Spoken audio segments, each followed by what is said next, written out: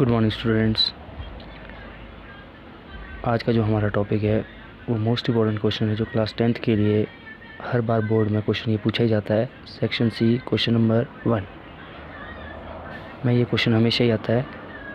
Section C का question number 1, prove that √2 is irrational number, या यहाँ पर √2 पूछा जाएगा, या 3 या 5 7, यहाँ पे कुछ भी पूछा जा सकता है, पर सॉल्व सभी के लिए सेम तरीके से होगा।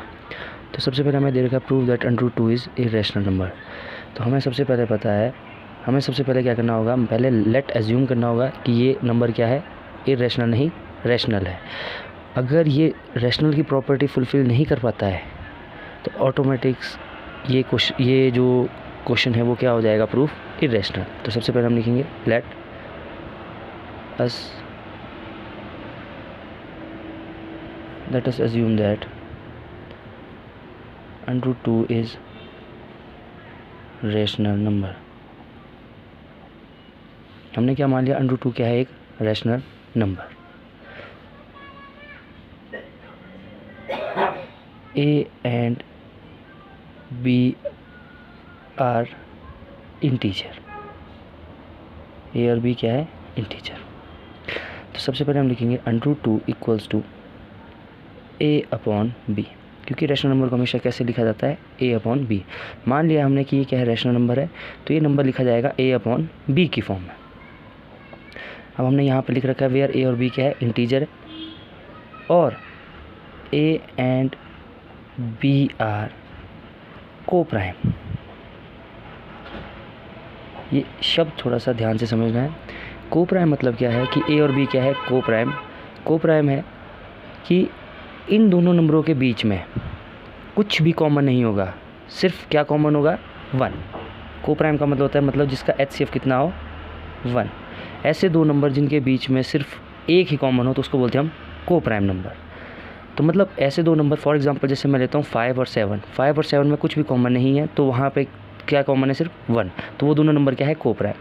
तो अब आपको पता है यहाँ से मुझे रूट हटाना होगा, तो रूट हटाया तो squaring both side, squaring both sides.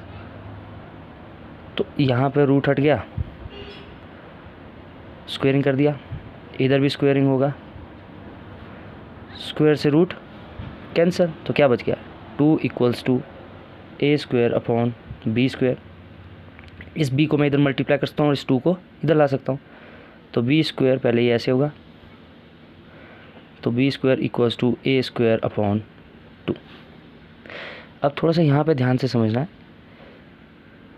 यहाँ पे हमारे पास एक थ्योरम होती है, थ्योरम बोलती है, थ्योरम 1.3 जो कि बुक में दे रखी है,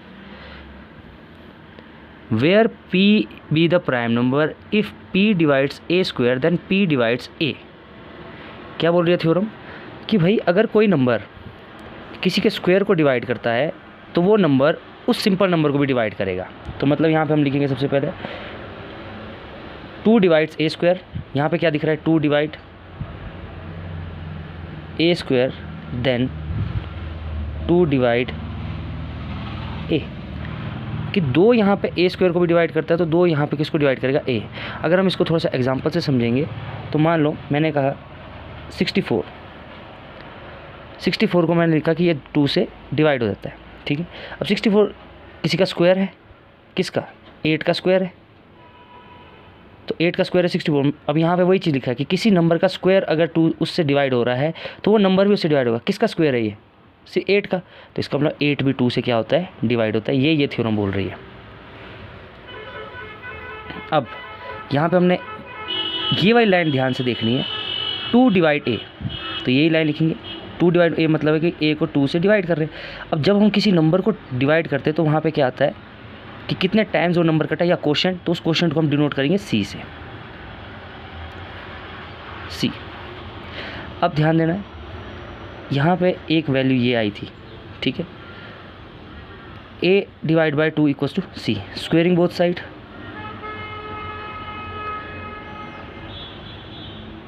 तो क्या आ गया, A²/2 का स्क्वायर 4 इक्वल्स टू C का स्क्वायर, क्या आ गया यहाँ से A² इक्वल्स टू 4C²।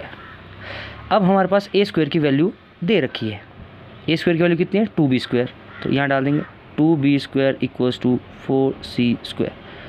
तो b², 4c², ये 2 यहाँ से डिवाइड में चला गया, 2 से 2 cut, b² equals to 2c²।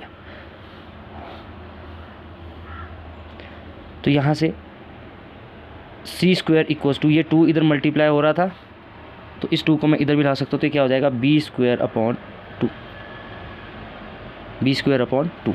तो यहाँ पे फिर से हमारे पास आ गया कि 2 divides b², then 2 divides b, 2 divide b², then 2 divide b। ये हमारे पास थ्योरम है। अब यहाँ से हमें क्या पता लगा है कि जो 2 है वो b को भी डिवाइड कर रहा है और जो 2 है वो a को भी डिवाइड कर रहा है। यहाँ पे 2 है वो a को भी डिवाइड कर रहा है, 2 है वो b को भी डिवाइड कर रहा है। इसका मतलब जो ये a और b है इसमें कॉमन है। अब देखो, जो कोई नंबर अगर किसी नंबर से डिवाइड होता है तो मतलब वो उसका मल्टीपल है, मतलब वो अब यहाँ पे बोल रहा है कि 2 से डिवाइड हो रहा है a और b, तो इसका मतलब 2 दोनों नंबरों में, यहाँ पे a और b में 2 क्या है, उसका मल्टीपल है। तो मतलब अब 2 का ही मल्टीपल होगा कुछ ना कुछ, तभी 2 से डिवाइड हो रहा है। तो इसका मतलब यहाँ पे कॉमन 1 नहीं आएगा, यहाँ पे कॉमन कितना आएगा 2। तो यहाँ पे लिखेंगे देयरफॉर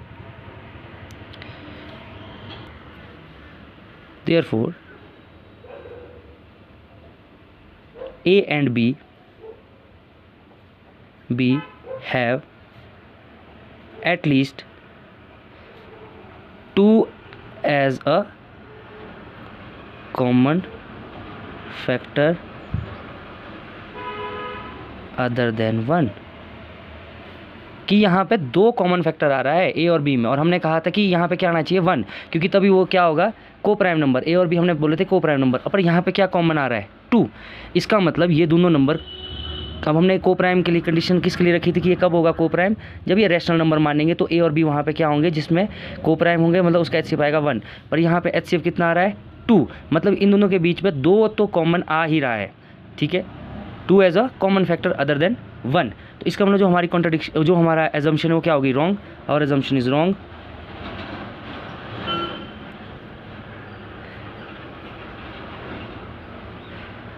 देयरफॉर √2 इज इर्रेशनल।